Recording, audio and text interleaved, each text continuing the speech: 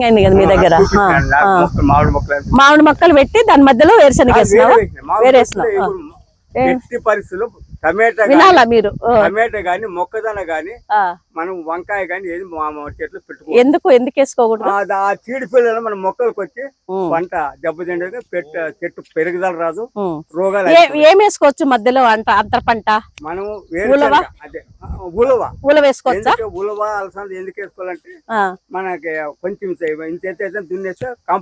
compost తయారైతుంది very good నిజంగానే మీకు అందరి క్లాస్ కొట్టాల ఇది ఎవరికన్నా మన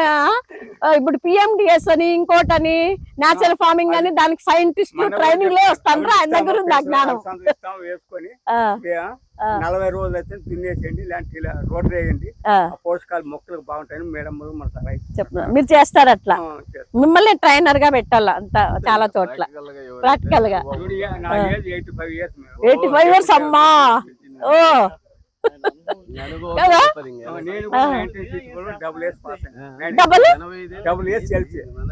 డబుల్ ఎస్ఎల్సి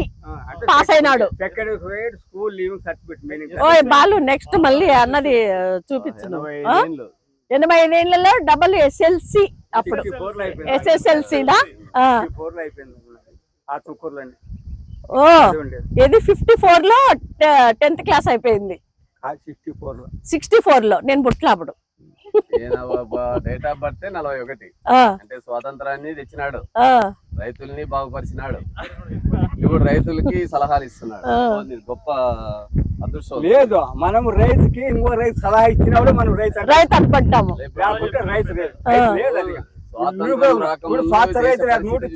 ఉన్నారు ఒక్కరే రైతు సరైన రైతు ఇప్పుడుండే ఈ నాగరికతలో ఈ కమర్షియల్ క్రాప్ సాగు చేసేటువంటి వాళ్ళలో బాగా పంట తీసి డబ్బులు వచ్చినాయని పోయి అడిగితే ఏమో అతను చెప్పడంట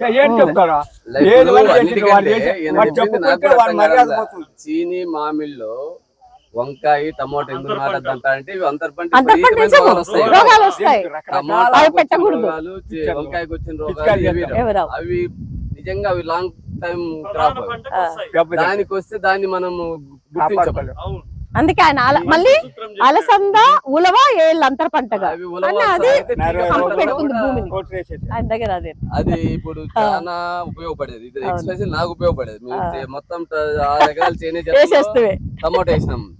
దున్నేపిస్తాం చూడుతుంది డబ్బులు ఎక్కువ అదంతా మనం దాన్ని మనం మందులే కొడతాం గానీ దాని వల్ల ప్రతి రైతు ఇప్పుడుండే ఈ నాగరికలో ఒకే పంట వేసుకుంటారు పంట మార్పులు లేదు మొదటి అదే పంట ఏదో డబ్బులు తెచ్చుకుంటాం మనం నష్టపోతున్నాం ఆత్మహత్యలు మేడం అని కదా ఆత్మహత్యలకు అదే ఆత్మహత్యలే కారణం అదే